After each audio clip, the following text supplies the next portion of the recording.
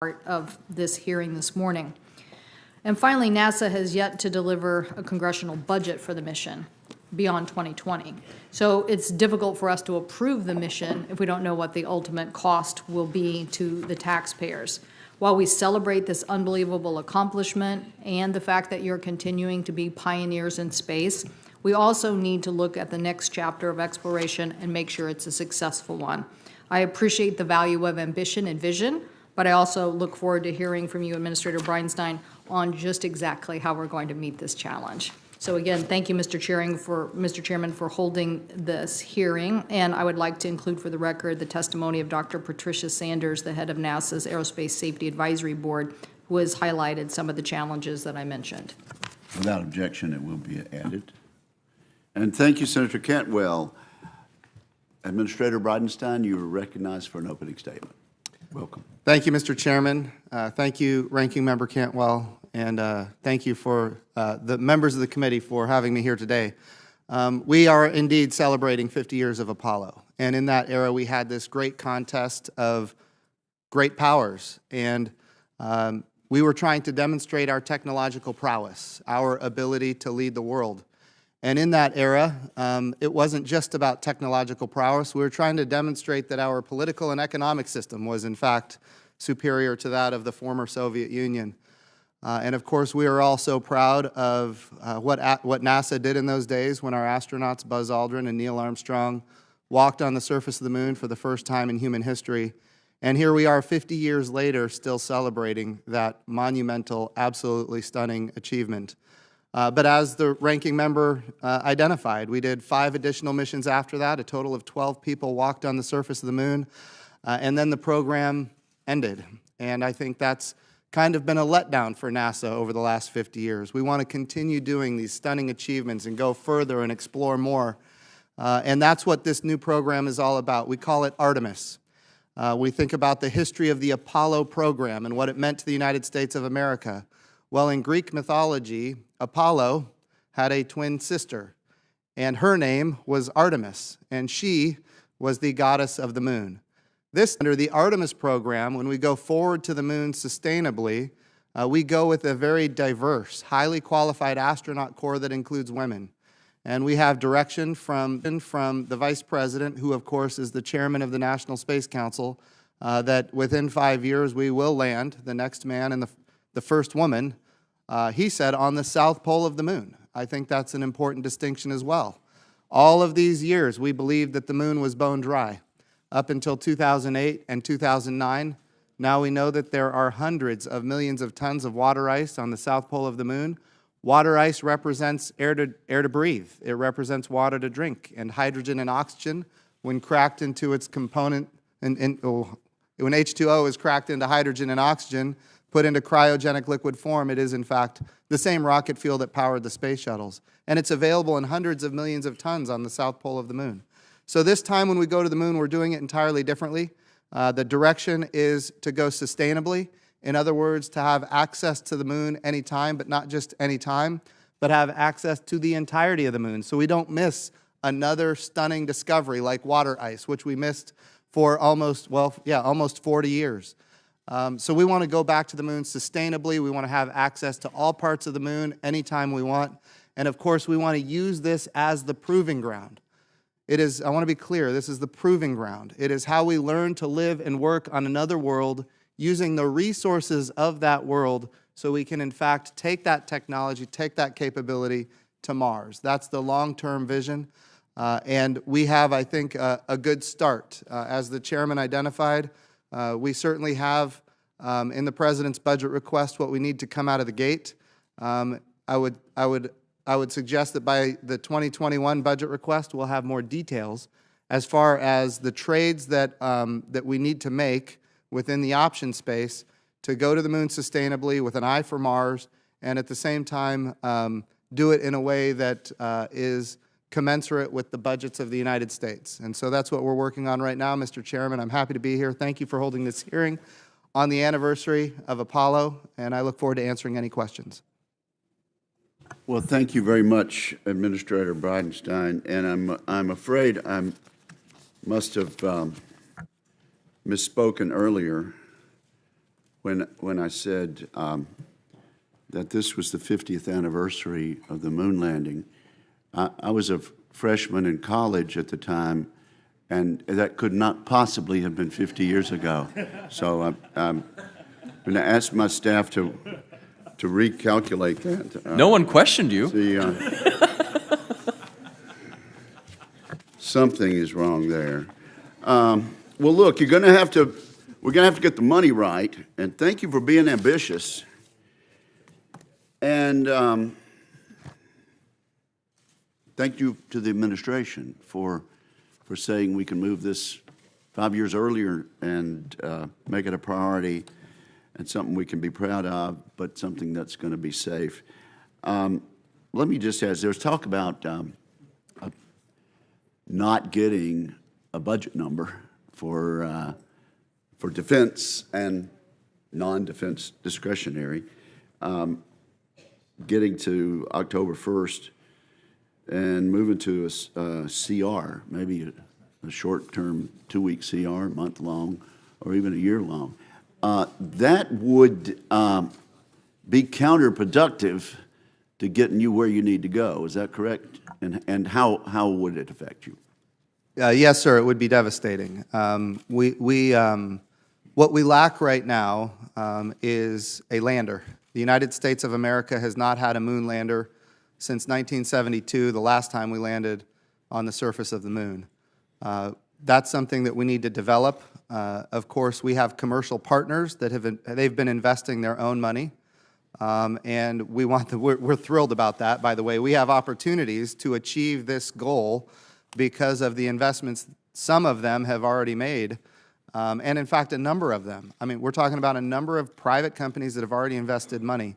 That being said, it's not cheap to build a lander, and of course, they're looking for support from NASA, and we want to be that support. We believe doing a public-private partnership is an important thing, and at the end, with a public-private partnership, they will be able to have customers that are not NASA. In other words, we can have more access for a lesser cost and grow the space economy.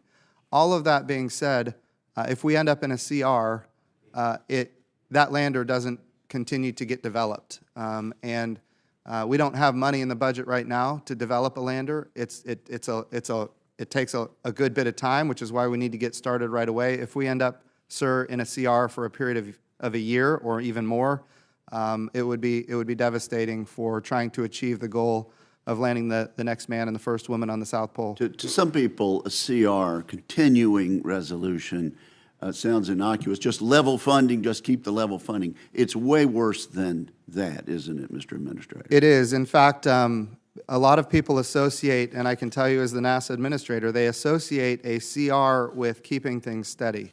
The reality is we then do not make investments that we need to make, but even worse, we continue to make investments that we don't need to make. And so it is, in fact, a waste of money when we end up in a CR, and that's one of my biggest concerns, is we will be spending money on things we don't need and not spending money on the things we do need.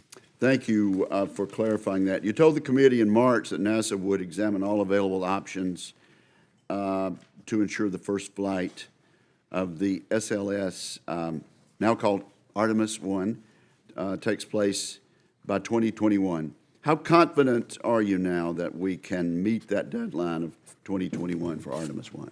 I think 2021 is definitely achievable for the Artemis 1 launch vehicle. As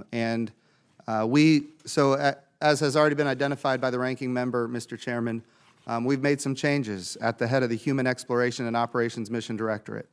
Some of the key challenges that we've had as an agency going back in time is cost and schedule, being realistic about cost and schedule, and then meeting the cost and schedule milestones that we ourselves set.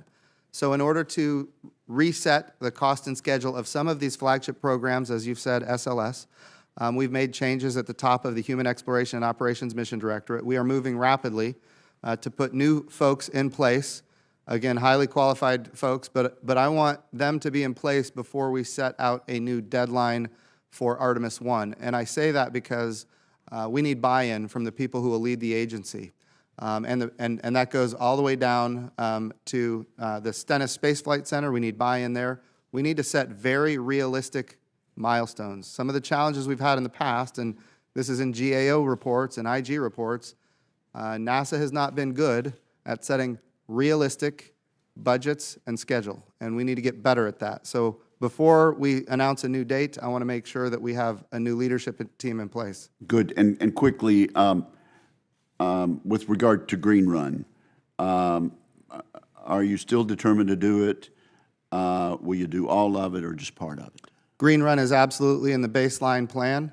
And as far as the scope of the Green Run, I don't know what that is going to look like yet. I want to make sure we get the new team in place so that they can assess the situation, and I will be more than happy to report to you as soon as that's in place. Thank you, sir. Senator Cantwell. Thank you, Mr. Chairman. Administrator Bridenstine, you mentioned the Human Space Exploration Associate Administrator. So who's going to be making decisions on Artemis, such as whether or not to do a green run test of the space launch system? We want to make sure that we have new leadership in place before we make those decisions. Certainly, we have very experienced, highly qualified folks in acting positions in those key positions, namely Human Exploration and Operations, the Associate Administrator, and then the Exploration Systems Development Division within Human Exploration. We have acting folks there they've been at the agency a long time, highly qualified, and in fact, they may end up applying for the positions and getting the positions. We're opening it up to the entire nation. We want to find the absolute best talent. We want to move quickly. I think that's important, ma'am. That doesn't affect your decision-making in the next time period here? Within the next probably 6 weeks, it will not. But I do want to make sure that before we make commitments on the scope of the Green Run, before we make commitments on timelines, I want to make sure that new team is in place and that they have buy-in to realistic cost and schedule so that ultimately it's their cost and schedule and they can be held accountable to it. And you think that was something that was missing before? I think we have a long history at NASA of cost and schedule not being set in a realistic way, and then, of course, not achieving our cost and schedule. And in many cases, that leads to lack of confidence from the key people that we need, namely folks here on this committee. Well, and I definitely believe in system testing. I think we've learned enough from Columbia and other things that we need to have testing. Yes, is ma'am. Very, very important. So when can we expect to see a 2024 budget for the operation? So the 2021 budget development is underway right now. We are working within the administration to come up with what the trades are so that we can get an accurate budget presented for 2021. And in that 2021 budget, you will see the out-year funding for the Artemis program through 2024 and So you think we'll be able to see an extrapolation of that number and make a guesstimate? no, I mean, I think you'll see the dollars that we are looking at spending for the years 22, 23, 24 in order to achieve Okay, that so milestone. we will have a number, is what you're saying? Yes, ma'am. Okay, and that's going to be soon. It'll be in the regular 2021 budget process, so February of 2020. Okay, thank you. Definitely thank you for Artemis.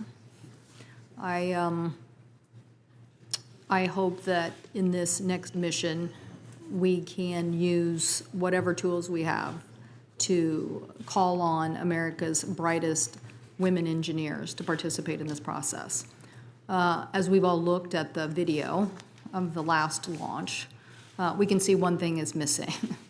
We don't see a lot of women in those control rooms. We don't see a lot of women in those pictures, but appreciate the fact that you are trying to uphold an image here. And so I hope that we'll do some serious work at trying to use that as a tool. There aren't a lot of tools where we're calling on women to help with such a national mission, and I hope that we do that.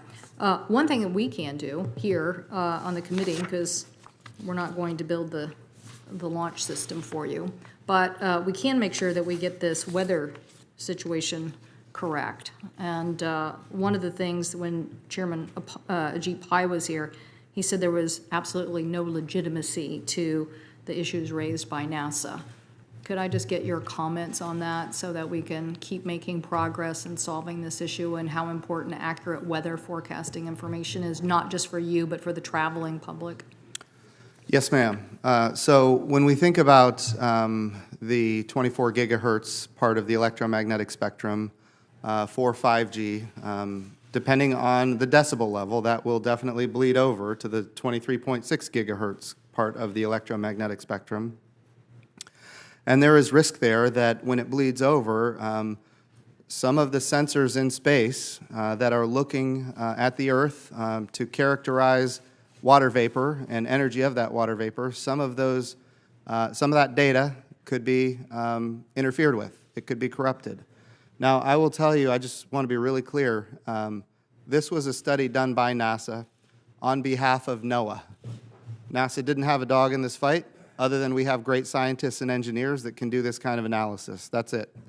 And we do have 1 or 2 missions that use that part of the spectrum for sure, but nothing compared to what NOAA has for weather prediction. This is a weather prediction kind of effort, and I can tell you that depending on the decibel level in that 23.6 gigahertz, we could lose significant data. Now, again, depending on that decibel level, we could lose, according to the study, up to 70% of that data. And if that were to happen, it would affect our ability to predict weather without question. I do think that there could be an elegant solution.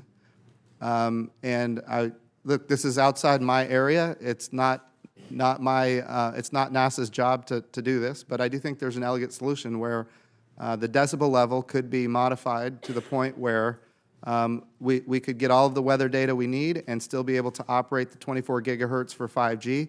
It might require additional cell towers, that kind of thing. But again, there are other people that should be considering that. But I will tell you, there is a risk here. Well, I consider those legitimate concerns. Thank you, Mr. Chairman. Well, I do too.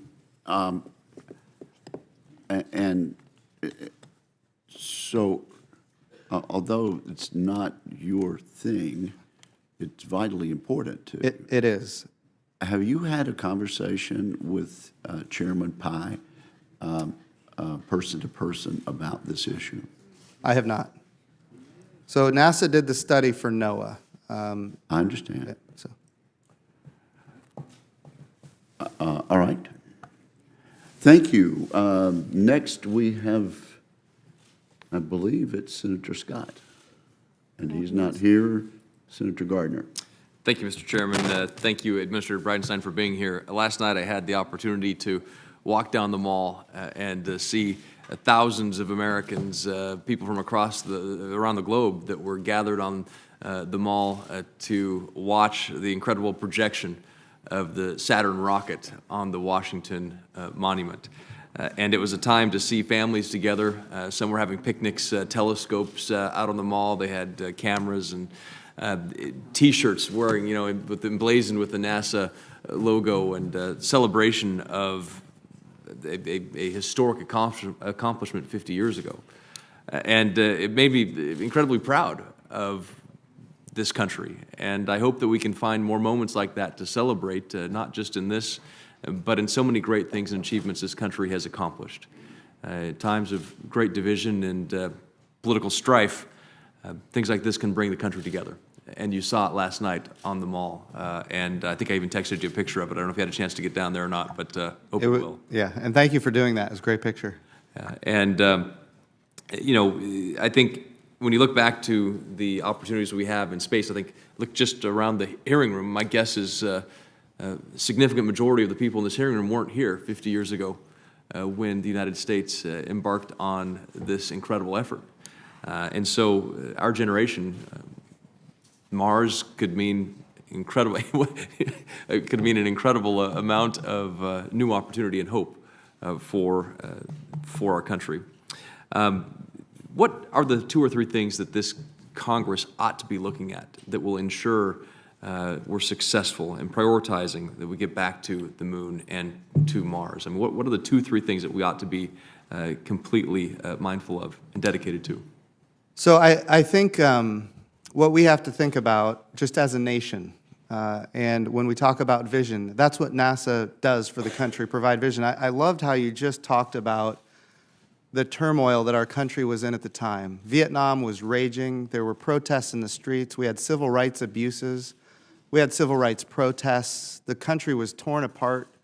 And yet there was this moment in time in 1969 where all of the country, in bipartisan fashion, and not just all of the country, the entire world watched as Neil Armstrong and Buzz Aldrin walked on the moon. And in fact, it was seen or heard by tens of millions of people behind the Iron Curtain in Russia, in Cuba, at a time when relationships were as bad as they've ever been with these nations. So I think what we need to be focused on as a country is, here we are 50 years later. We think about Apollo and the popularity of Apollo as it was moving along, and we lost 3 brave astronauts. There were times when Apollo was at risk. It was never tremendously popular as a program until we accomplished that stunning achievement. And once we accomplished that stunning achievement, here we are, 50 years after Apollo, commemorating that stunning achievement. So the question is, what are we doing today that 50 years after we achieve whatever the new stunning achievement is, 50 years later, people are going to be commemorating? Because that's how we inspire. That's how we create the next generation of scientists or engineers for our country that can have benefits for the economy, that can have benefits for national security and defense, and of course that has benefits for future exploration. So I think that the key thing is to think, what is that stunning achievement? I'll tell you what I believe it is.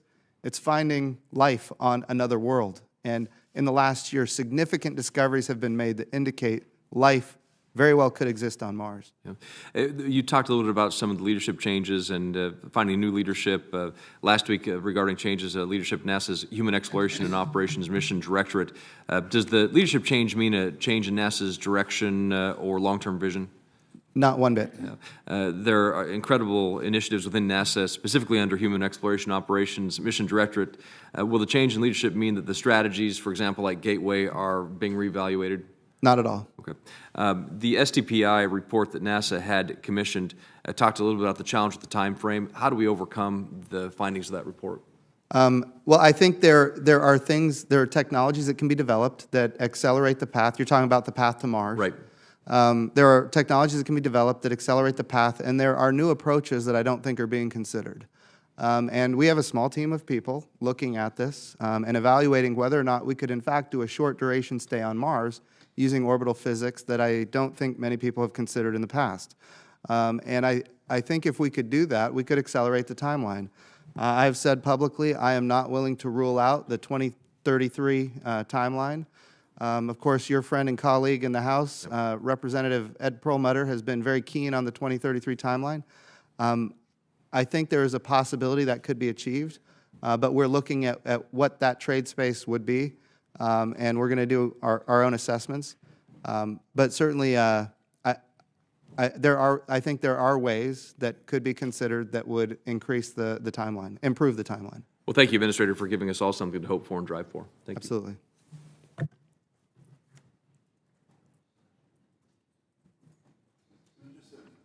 Thank you, Chairman Wicker and Ranking Member Cantwell, for holding this hearing, and welcome back to our witness, Administrator Bridenstine.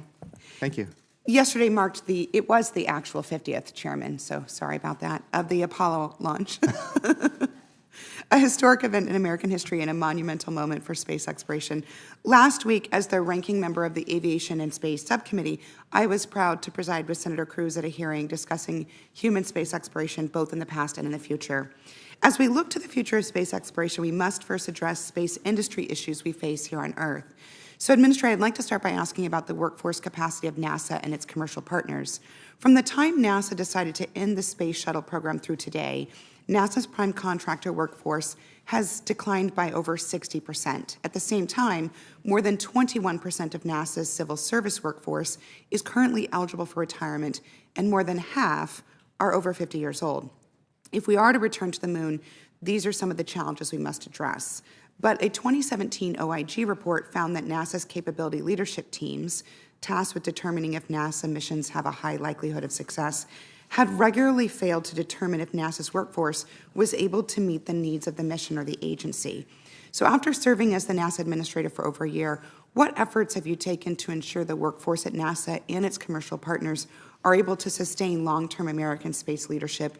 And how can our committee assist NASA in strengthening its workforce to support missions to the Moon, Mars, and beyond?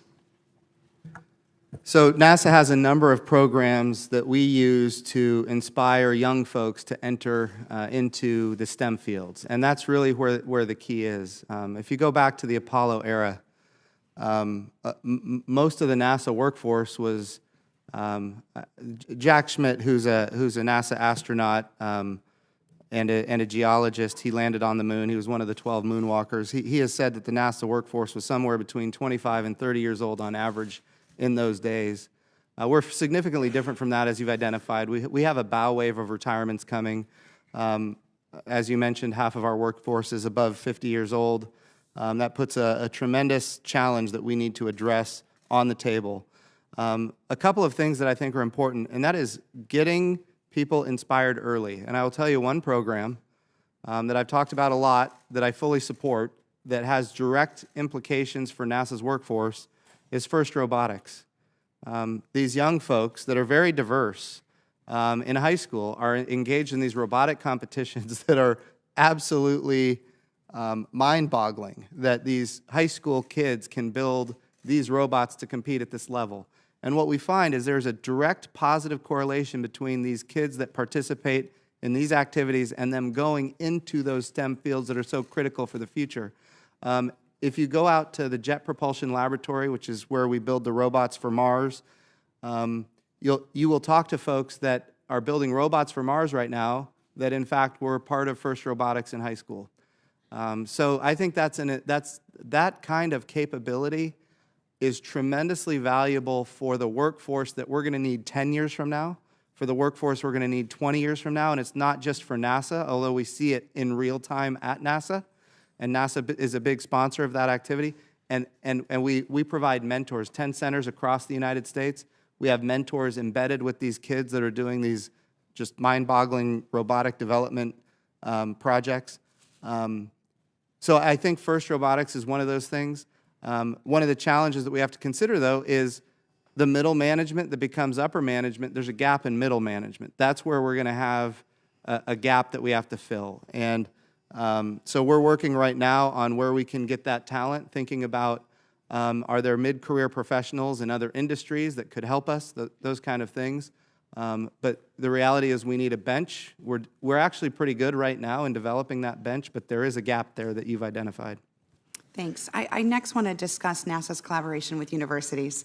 In December of 2018, NASA's OSIRIS-REx spacecraft entered into orbit around the asteroid Bennu, and within 6 months had discovered water molecules and a never-seen-before phenomenon where the asteroid ejects particulate matter into space without an apparent cause. And next summer, the probe will land on the asteroid and return a material sample to Earth, allowing scientists to study a 4.5 billion-year-old asteroid up close. I'm really proud that this mission was proposed by Dr. Dante Loretta, a University of Arizona professor, and supported by science teams at the U of A and Arizona State University. Missions like OSIRIS-REx combine innovative ideas from Unity researchers with NASA's technical expertise to make groundbreaking discoveries. Administrator, are there new programs that NASA is implementing to give universities more opportunities to lead the development of space science missions? And what role do you envision these partnerships having as we prepare to go to the Moon, Mars, and beyond? So you have correctly identified NASA has had amazing success with university partnerships, especially within the Science Mission Directorate, which is doing these stunning achievements, as you mentioned.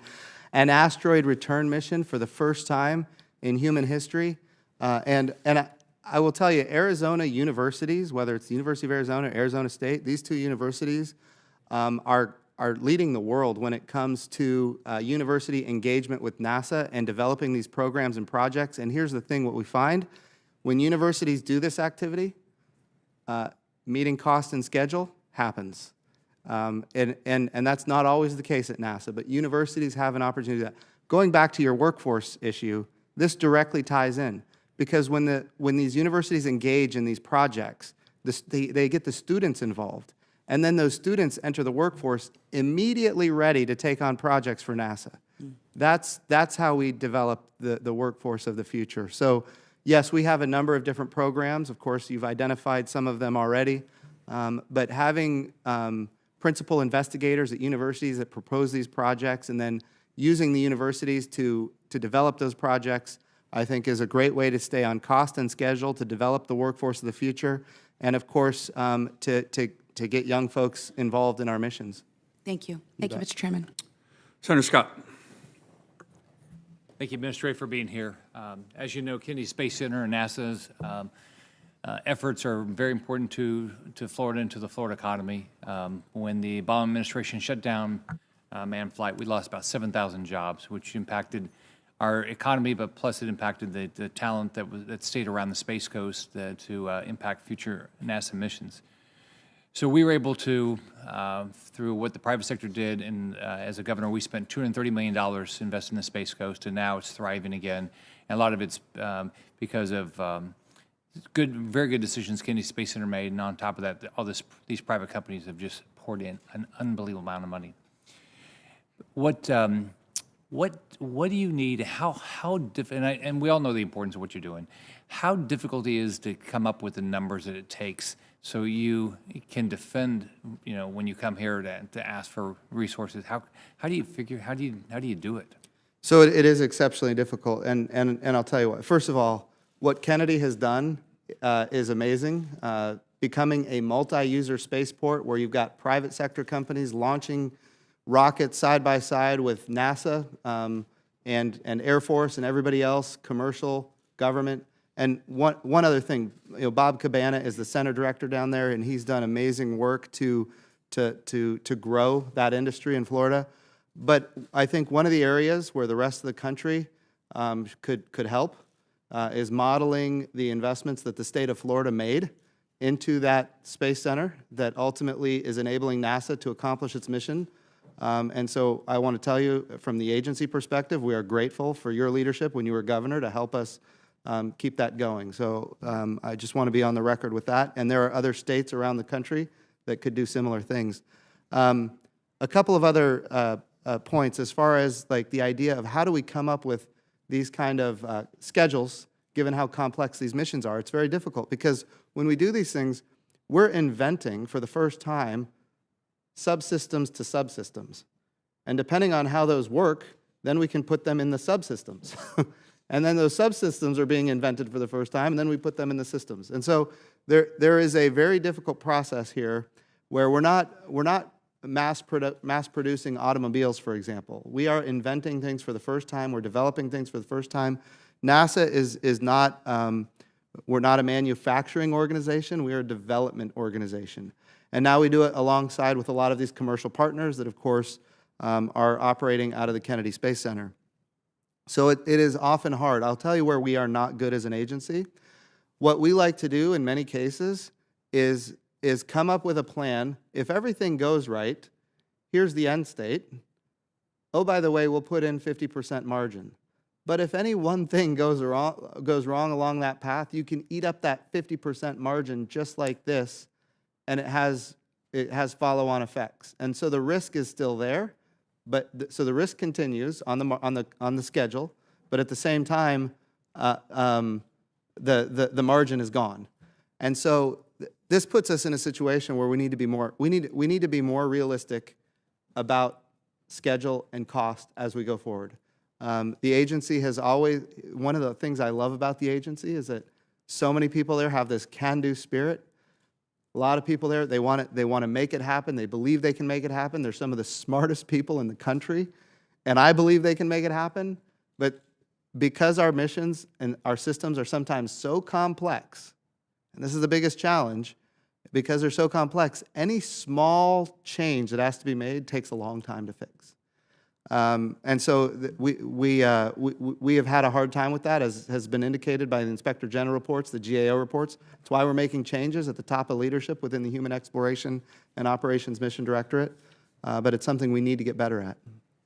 Is there things that we can do and that NASA can do or Congress can help you do that will create more incentives for states to invest or the private sector to make bigger investments and take more of the risk? I think that's a wonderful question. I'd love to take it for the record. I can tell you there's a team of people sitting behind me that would love to come up with a list of things states can do to help us, and I'm sure we can provide that to you, sir.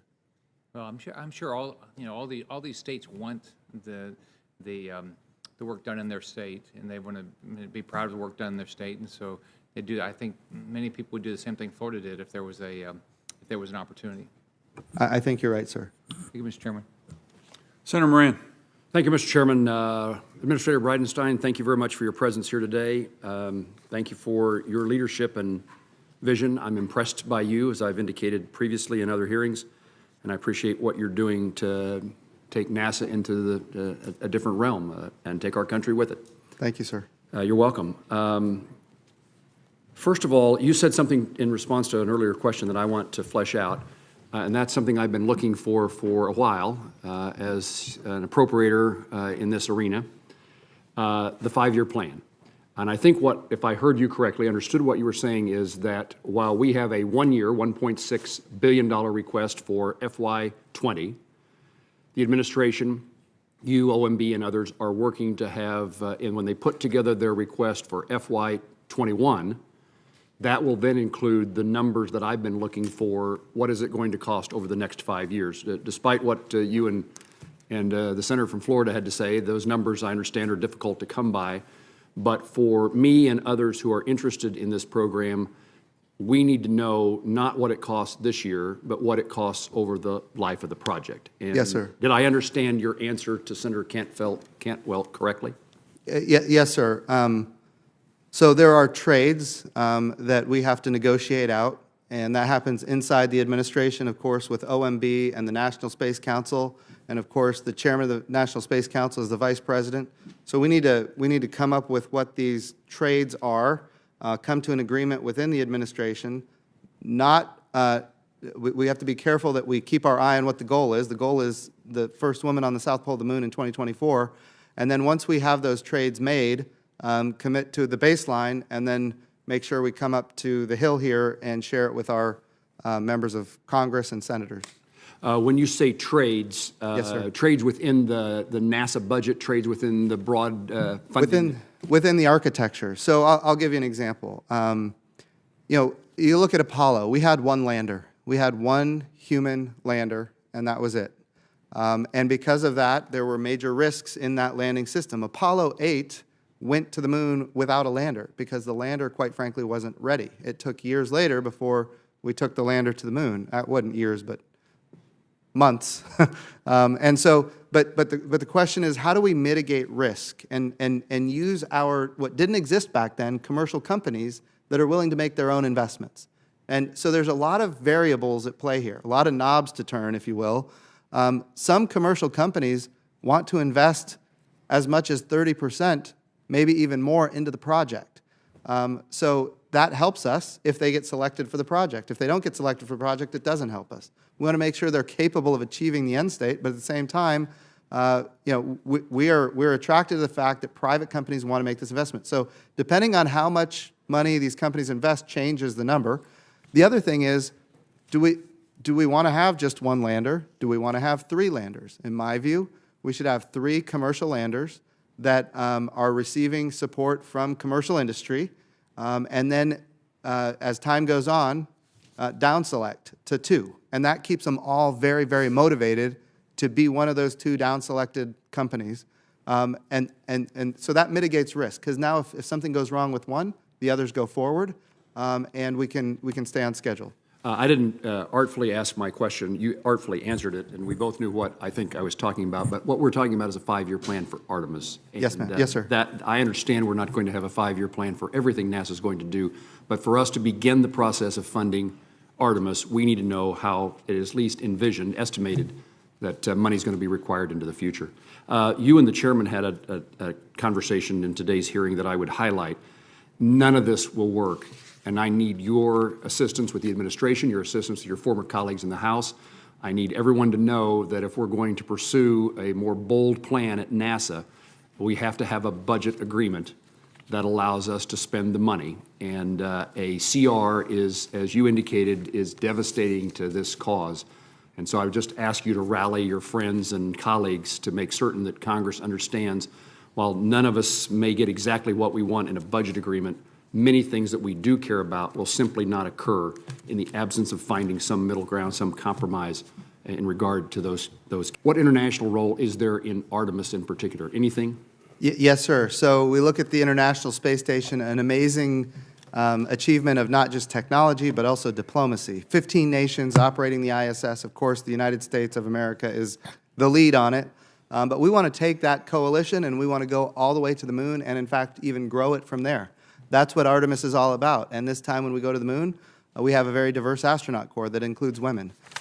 So in my view, the coalition is important. There are other countries. This is another reason sometimes it's hard to come up with what numbers are, because we need to get commitments from these other nations. And in some cases, they're willing to put forth a good chunk of their own money in order to help us achieve a sustainable presence on the surface of the moon. So, Administrator, thank you, and thanks to the President and the Vice President for their leadership in regard to space. yes, sir. Thank you, Senator Moran. Senator Sullivan. Thank you, Mr. Chairman and Administrator. Good to see you again. Always. Thanks for your leadership here and your team. I think this is all, as Senator Gardner said, very exciting, and I think there's an opportunity to do a lot more here. Let me ask just a couple questions. Have you read the book American Moonshot, John F. Kennedy and the I've Great read Space excerpts. Race by Douglas Brinkley? Yes, sir. Rice University professor, my alma mater. Yeah, it's Go Owls, hoot. It's a good read, and I think it kind of shows a lot of historical analogies of what's happening now and what happened back then. How about, I think I've asked you this before, have you seen the movie The Martian? Yes. And the reason I've asked that, I think there's an opportunity here when you see Hollywood doing movies that are quite inspiring, based on a really inspiring book, to do what Senator Sinema was highlighting, which is get our young men and women, high school kids throughout this country excited about space and NASA, the way it was during the Kennedy moonshot years as laid out in that Douglas Brinkley book. What should we be doing to help you to help on that mission, which I think is a great opportunity, but I don't think we're taking full advantage of it. You and I have talked about this before. How do we inspire America's youth to not only get involved, but to bring us to the next level? Because they clearly have the ability. We just got to help inspire them. I like what you said. You called it Kennedy's moonshot. It's important to remember that by the time we landed on the moon, President Kennedy, he had already been deceased for 6 years, maybe 7 years by the time we landed on the moon. It was his vision, of course. It was his vision. And I think that's the important thing to remember, especially for the House and the Senate, that this is a project. When we talk about going to Mars, this is a project where a vision has to be laid out, but it has to be a vision that remains consistent. And that's where Congress rolls in and can help. And in fact, when I was in the House, we passed the NASA Transition Authorization Act of 2017, signed by the President, to keep that constancy of purpose. So I really think the constancy of purpose is what enables these things to move forward. And Congress is the agency that can help. But as far as inspiring that next generation, sir, we have to be thinking about the stunning achievements. What are the things where people a lot of people have talked on this committee about, 50 years ago. I can't believe it was 50 years ago. Yeah. I'm the first NASA administrator who was not alive when that moonshot occurred. I wasn't alive for any of the moonshots. I don't have that memory.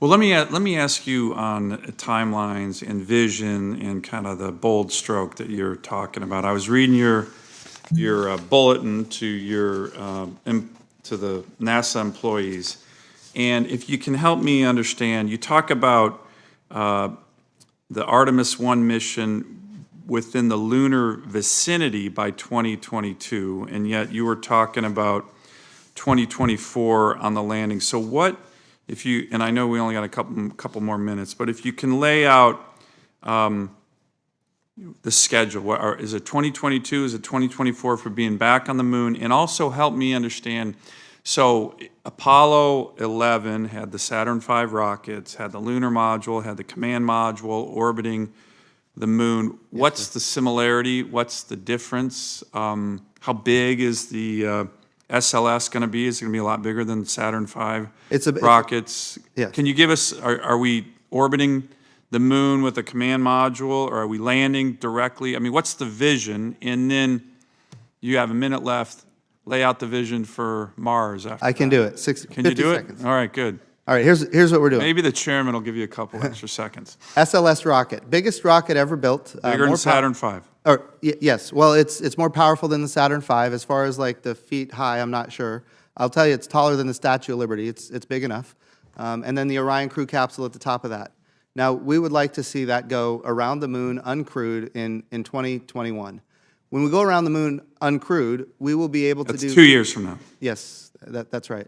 Uncrewed, and when it goes around the moon, we're talking about being able to navigate around the moon, to be able to change orbits, to test all of the systems we need to test with the Orion crew capsule and the European service module. So that includes an international partnership right there.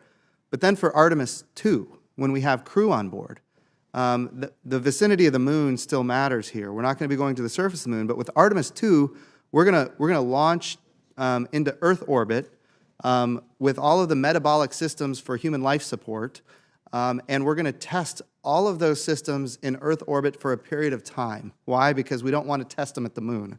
Too dangerous with humans. So we're going to test them in Earth orbit, and then we're going to take that Orion crew capsule, and we're going to launch it on a free return trajectory around the moon. So that'll be the first time that we send humans to the vicinity of the moon, and we're looking at 2022, 2023 for that mission. And then, of course, Artemis 3, during all of these missions, we will be aggregating in orbit around the moon what you identified a command module. We want a reusable command module, one that's there for 15 years. So Artemis 3, we launch not just to the vicinity of the moon, we launch to a space station in orbit around the moon. We call it Gateway. It's a reusable command module, think of it that way, where we will have aggregated at the Gateway a human landing system. So our astronauts can go into the Gateway, get into the landing system, go down to the surface of the moon, and then back to the Gateway, and then back into the Orion crew capsule and come back to Earth. So that's the whole architecture for the 2024 lunar landing. It's eminently achievable. A lot of things have to go right. Of course, we have to get the budgets to achieve it. But if all of that comes together, which I think it will, we will be having the first woman on the south pole of the moon in 2024. Great. Thank you. Thank you, Mr. Chairman. That's very exciting and a great vision. It is exciting. Senator Blackburn. Thank you, Mr. Chairman and Administrator Bridenstine. So good to see you. It's Always. good to see you in this position. I've known your passion for NASA, and that's really what you wanted to do.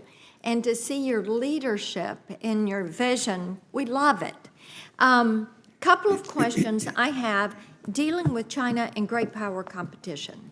As you talk about commercialization and Artemis and Gateway, let me ask you, what are your contingency plans if what you need is not commercially available, or it's not mission ready, or it's, let's say it's already earmarked for defense priorities?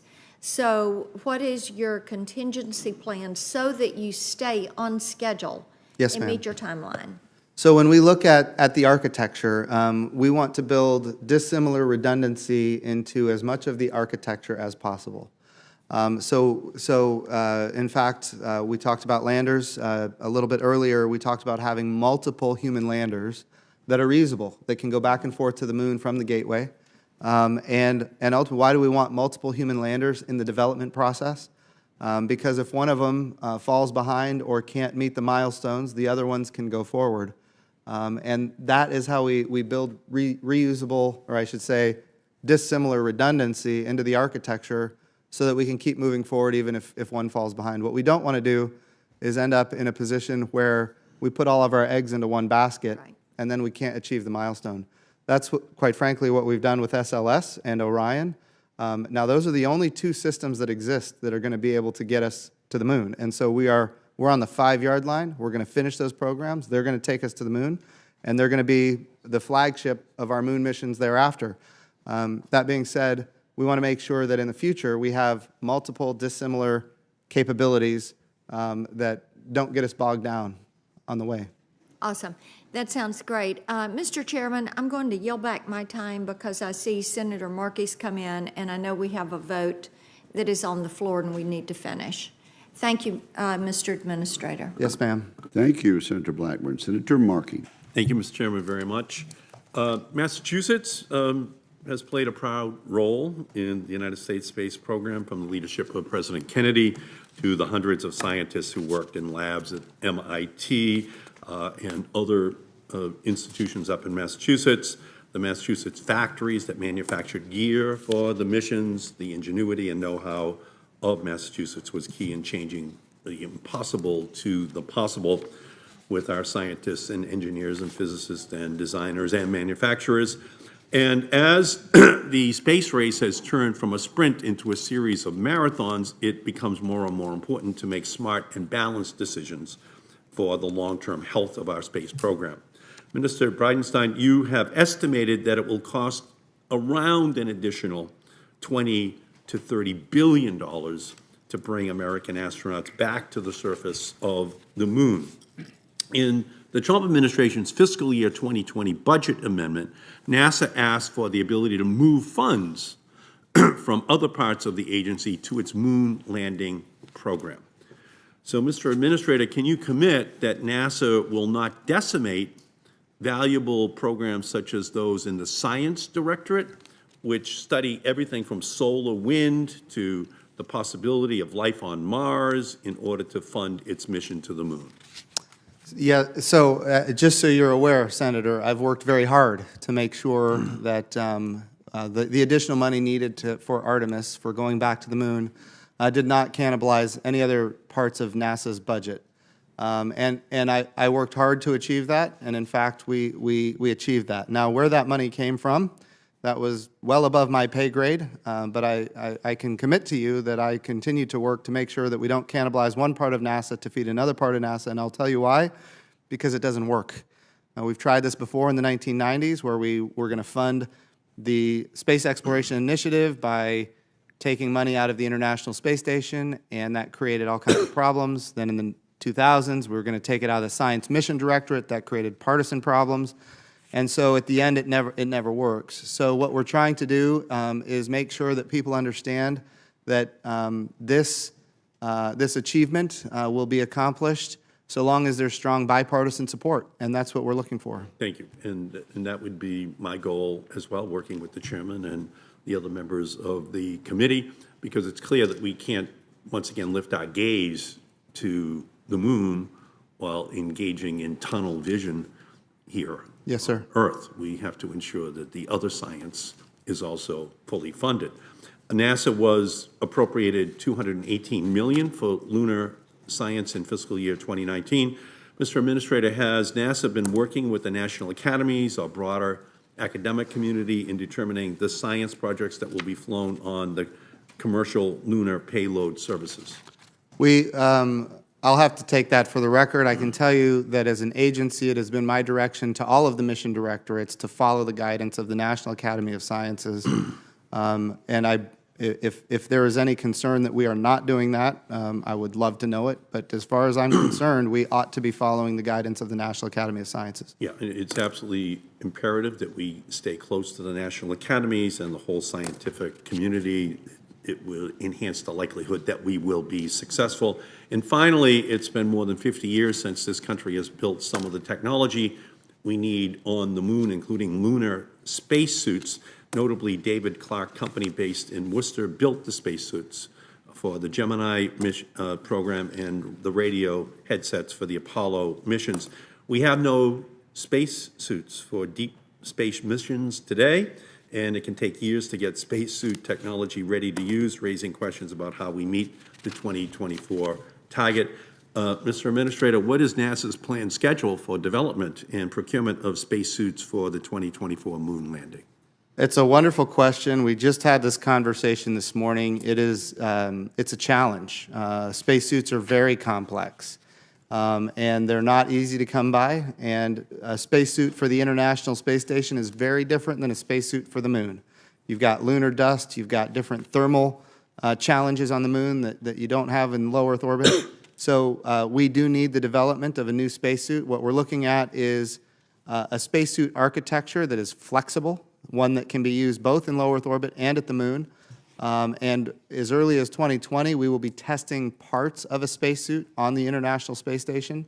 And then the goal is ultimately to test the suits on the International Space Station. Right now, the plan is 2023 for those suits.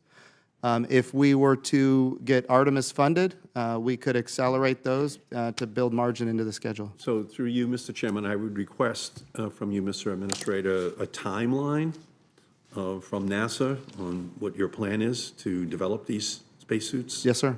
Because without some kind of a plan that is in place, and you said you had a conversation before this hearing with your staff, I think it would be important for us to be able to see what that is, because a vision without that kind of Absolutely. a technology is an hallucination. Okay, we just won't be able to ultimately be able to put it in place. So Yes, sir. thank you for your service. I thank you, Mr. Chairman. Thank you. Senator Markey, I would commend to your attention the recent article on the first moon landing, which was published in the Smithsonian magazine, wherein it was revealed that the designer and inventor of the space suit was holding his breath when the two astronauts were bounding, jumping up and down on the moon, for fear that Buzz Aldrin would, in his exuberance, fall over and hit a jagged rock. Things turned out okay, but that was a moment of anxiety. Thank you. Other members were going to try to come, but I think we'll filibuster. No longer. Mr. Bridenstine, we thank you very, very much. Thank you, Mr. Chairman. For your testimony. We wish you well. I think you can see there's great enthusiasm for this topic. And we look forward to hearing from you again. The hearing record will remain open for 2 weeks. During this time, senators are asked to submit any questions for the record. Upon receipt, the witnesses are requested to submit their written answers to the committee as soon as possible. So we conclude the hearing. We thank you, sir, and we now adjourn the hearing. Thank you, Chairman.